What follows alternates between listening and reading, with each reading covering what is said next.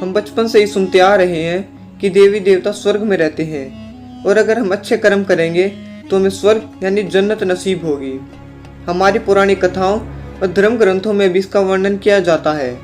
दुनिया भर में लगभग 4200 धर्म हैं और सभी धर्मों में देवी देवताओं, भगवान के दूत और भगवान का उस धर्म के अनुसार जिक्र या वर्णन किया जाता है। लेकिन अब सवाल ये है कि क्या हमारे धर्म ग्रंथों में देवी देवताओं की जो पुरानी कथाएं बताई जाती हैं, क्या वो सब सच हैं और क्या हमें अपने धर्म ग्रंथों पर विश्वास करना चाहिए? आइए जानते हैं। तो दोस्तों, मेरा नाम है रोलिंस और चलिए शुरू करते हैं आज के इस बेहतरीन एपिसोड को। हम 21वीं सदी के लोग हैं और ये विज्ञान की सदी है। विज्ञान के इस युग में किसी भी प्रकार के अंधविश्वास के लिए कोई जगह नहीं है। एक समय था जब लोग मानते थे कि पृथ्वी ब्रह्मांड के सेंटर में है और सूर्य, चंद्रमा व अन्य सभी खगोलीय पिंड इसका चक्कर लगाते हैं।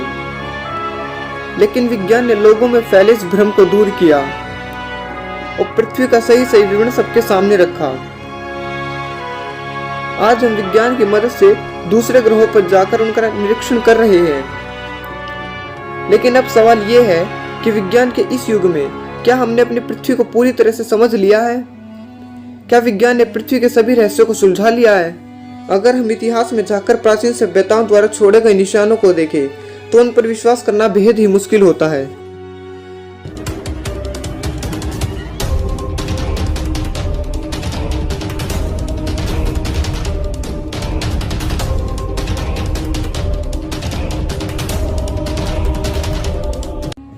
आज हम वैज्ञानिक उपकरणों और परीक्षणों द्वारा प्रेडिक्ट कर सकते हैं कि पृथ्वी पर गुजरा हुआ वक्त कैसा रहा होगा, जैसे अलग अलग प्रजातियों का इवोल्यूशन, डायनासोरों का धरती पर राज करना और पृथ्वी का बनना आदि।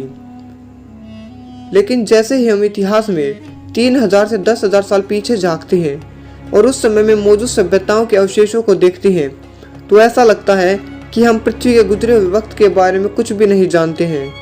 और जब भी हम उन सभ्यताओं को जानने की कोशिश करते हैं तो दिमाग में केवल एक ही चीज़ आती है, आखिर क्यों और कैसे? आखिर क्यों और कैसे नाज़का लाइन्स को बनाया गया था? क्यों और कैसे बनाया गया था मिस्र के पिरामिडों को? क्यों और कैसे बनाया गया था ईस्टर द्वीप की मूर्तियों को?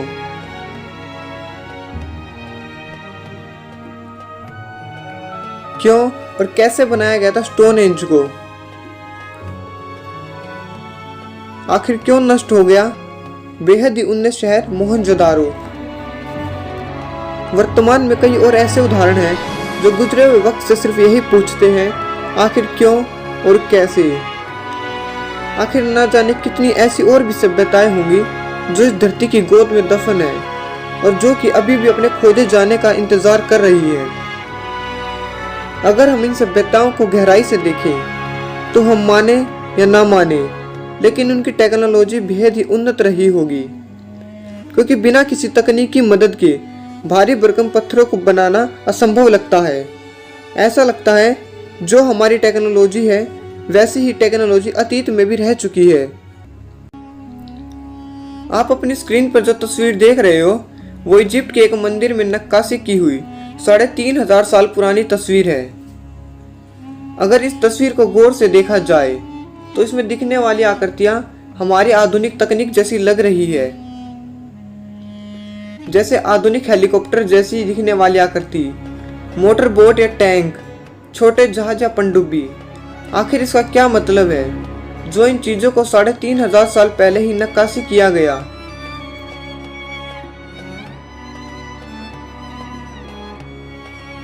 (1901) में ग्रीक आइलैंड के एंटिकाइथेरा तट पर एक डूबे जहाज के मलबे से 2000 साल पुराना एनालॉग कंप्यूटर बरामद किया गया, जिसे कि एंटिकाइथेरा मैकेनिज्म बोला जाता है। ऐसे कई और भी सबूत हैं जो इसी ओर इशारा करते हैं कि गुजरे हुए वक्त में टेक्नोलॉजी बेहद ही एडवांस रही होगी। वैसे गुजरी हुई सभ्यताओं के बारे में जान पाना बेहद ही मुश्किल है। गुजरे हुए वक्त में पृथ्वी पर क्या क्या घटनाएं घटी थी वो जान पाना केवल एक ही तरह से संभव है, और वो है समय में पीछे यात्रा करके टाइम मशीन द्वारा अभी से लगभग 5000 साल पहले जो सभ्यताएं चल रही थी उस दौर में जाया जाए, लेकिन समय में पीछे यात्रा कर पाना असंभव है। एरिक वॉन डैनिकन ने अपनी book chariots of the God में गुजरी हुई सभ्यताओं के बारे में जिक्र किया है। एरिक ने अपनी बुक में एक साइंस फिक्शन स्पेसशिप की कल्पना की है। आइए वही कल्पना अब हम भी करते हैं। मान लो अभी से कुछ सालों बाद भविष्य में हमारी टेक्नोलॉजी बेहद ही एडवांस हो जाती है। हम इतने एडवांस हो जाते हैं कि हमें ऐसी स्पेसशिप बनाते हैं जो कि किसी बड़े शहर जितनी ही बड़ी है। इतनी बड़ी स्पेसशिप को हम स्पेस में ही पृथ्वी की ऑर्बिट में बनाते हैं और पीस बाय पीस स्पेस में ही असेंबल करते हैं। लगभग 2 दशक में यह स्पेसशिप बनकर तैयार हो जाता है। इस यान में लगभग पृथ्वी जैसी ही सभी सुविधाएं मौजूद हैं और ये यान लगभग लाइट की स्पीड से चलने लायक है। अब हमारे द्वारा बनाए गए इस अंतरिक्ष यान को पृथ्वी की ऑर्बिट से लॉन्च कराया जाता है और ये यान एक ऐसे तारामंडल की ओर बढ़ने लगता है जहां पर पृथ्वी जैसा एक ग्रह मौजूद है, जिस पर जीवन के होने की संभावना पुख्ता तौर पर कही जा रही है। कुछ 100 सालों की जर्नी में ये यान उस तारामंडल में प्रवेश कर जाता है और अपने यान को उस ग्रह की ऑर्बिट में स्थापित कर लेता है। अब हमारे एस्ट्रोनॉट हेलीकॉप्टर्स और अन्य छोटे छोटे विमानों की मदद से उस ग्रह पर उतरते हैं। जैसे ही हमारे अंतरिक्ष यात्री उस ग्रह पर कदम रखते हैं तो वो देखते हैं कि उस ग्रह पर पहले से ही कुछ आदिवासी लोग रह रहे हैं, जो कि पत्थरों के औजार बनाकर जानवरों का शिकार कर अपना पेट भरते हैं। वो आदिवासी लोग पत्थरों के बर्तन बनाकर उनका उपयोग करते हैं।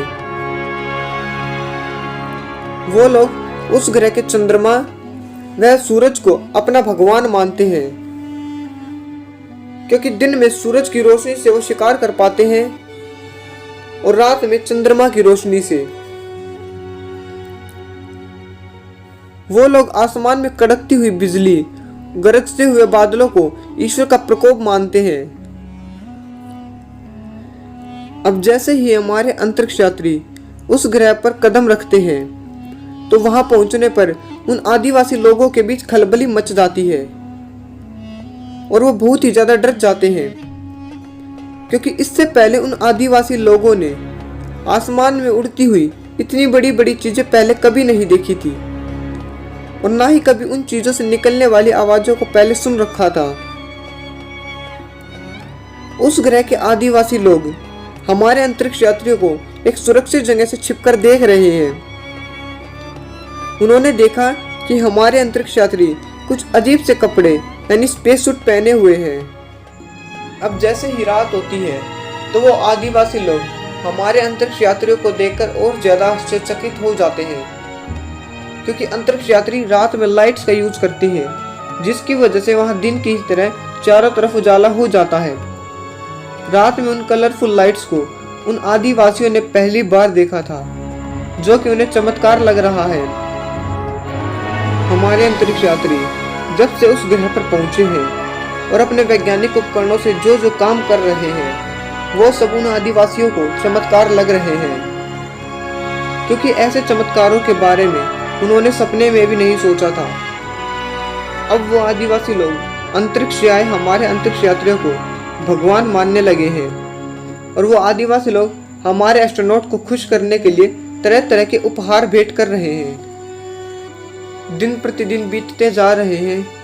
एक तरफ तो हमारे एस्ट्रोनॉट उस ग्रह का अध्ययन कर रहे हैं, तो दूसरी तरफ उन आदिवासी लोगों की लोकल भाषा को भी सीख चुके हैं। एक और हमारे अंतरिक्ष यात्री अपने द्वारा ले जाई गई बड़ी बड़ी मशीनों की मदद से और उन लोकल लोगों की मदद से अपनी बड़ी बड़ी प्रयोगशालाएं बना रहे हैं, तो दूसरी ओर उन आदिवासियों को मानवता का पाठ भी पढ़ाते हैं और उन्हें जीने का सही तरीका सिखाते हैं। हमारे अंतरिक्ष यात्री उन आदिवासियों की हर वो सहायता करते हैं जिनकी उन्हें ज़रूरत है। उन आदिवासियों में से कुछ चुनिंदा लोगों को हमारे एस्ट्रोनॉट कम्युनिकेशन डिवाइस दे देते हैं, जिससे वो हमारे अंतरिक्ष यात्रियों के कांटेक्ट में रहे। हमारे अंतरिक्ष यात्री वहाँ की कुछ चुनिंदा आदिवासी महिलाओं के साथ संभोग करते हैं, जिसकी वजह से उनकी आने वाली जनरेशन और उनमें हो रहे नेचुरल इवोल्यूशन की एक स्टेज को स्किप करके आगे बढ़ जाती है और एक नई रेस का जन्म होता है। हमारे अंतरिक्ष यात्री उस ग्रह पर अपना मिशन कंप्लीट करते हैं और अब समय हो गया है उस ग्रह को छोड़कर अपने ग्रह पृथ्वी पर वापस आने का। अब हमारे अंतरिक्ष यात्री उस ग्रह के लोगों से प्रॉमिस करते हैं कि वो वापस जरूर आएंगे। अंतरिक्ष यात्री उस ग्रह पर किए गए अपने कामों के निशान छोड़कर आते हैं, जिनको कि उन आदिवासी लोगों की भविष्य में 3 से 4 हजार साल बाद विज्ञान व गणित को समझने वाली सिविलाइजेशन ही समझ पाएगी। जब अंतरिक्ष यात्री उस ग्रह को छोड़ते हैं और हमारी स्पेसशिप उनकी नज़रों से ओझल हो जाती है, उसके बाद वो हमारे चमत्कारों की चर्चा करते हैं और कहते हैं कि भगवान यहाँ आकर हमारे साथ रहे थे। हमारे अंतरिक्ष यात्री उस ग्रह पर जहाँ जहाँ रहे थे और जहाँ जहाँ गए थे, उन स्थानों को होली प्लेसेस बना दिया जाता है। जो लोग लिखना जानते थे वो लोग अंतरिक्ष यात्रियों के उस ग्रह पर उतरने से लेकर जाने तक की पूरी गाथा को किताबों में लिख देते हैं और उन किताबों को होली बुक्स या फिर धर्म ग्रंथों का दर्जा दे दिया जाता है। जो लोग पत्थरों से कलाकृतियां बनाना जानते थे, उन्होंने अंतरिक्ष यात्रियों की तस्वीरें एवं मूर्तियां बना दी और उनको भगवान मानकर पूजने लगे। उन्होंने अंतरिक्ष यात्रियों द्वारा ले जाए गए और सब कुछ विनाश कर देने वाले हथियारों का भी वर्णन अपनी किताबों में किया। समय का पहिया घूमता रहा और हजारों सदियां बीत गई और अंतरिक्ष यात्रियों यानी भगवान का गुणगान बढ़ता ही चला गया। 4 से 5 हजार साल बाद अब उन्होंने विज्ञान और गणित के क्षेत्र में काफी तरक्की कर ली है और वो लोग दूसरे ग्रहों पर जाकर उनका निरीक्षण कर रहे हैं।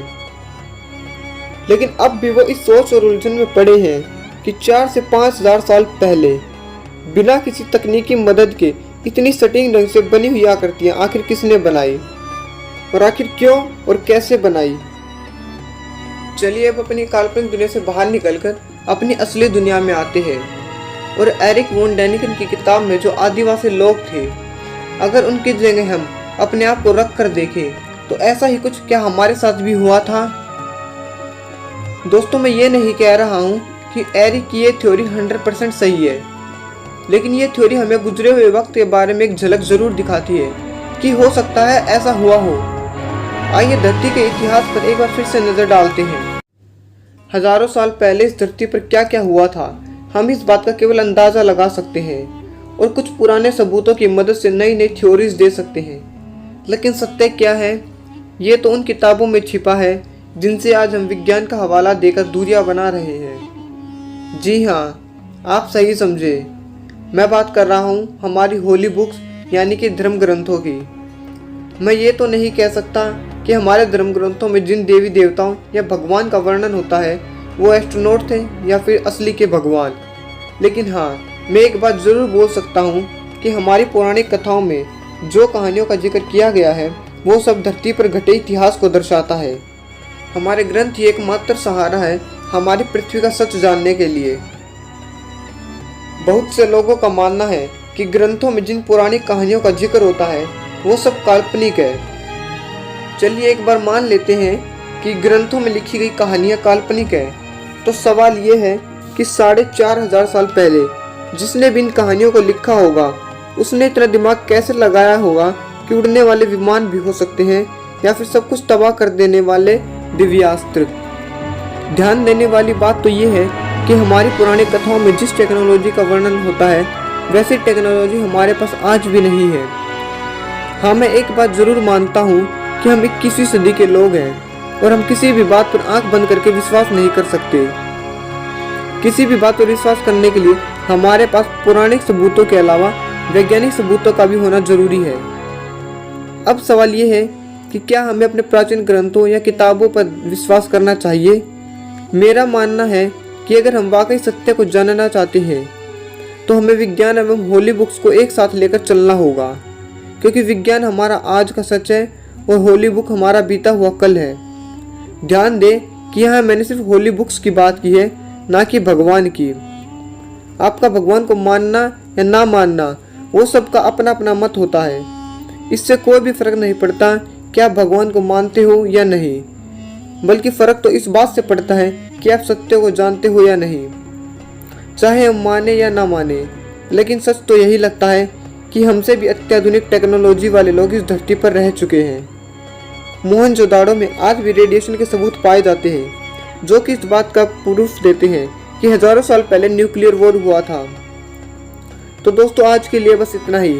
आशा करता हूँ कि आपको वीडियो पसंद आया होगा। अगर वीडियो पसंद आया तो वीडियो को लाइक कर, चैनल को सब्सक्राइब कर, बेल आइकन को ऑल पर कर ले, ताकि आपको इसी प्रकार की इंटरेस्टिंग वीडियोस की नोटिफिकेशन मिलती रहे। तब तक के लिए thank you and have a nice day.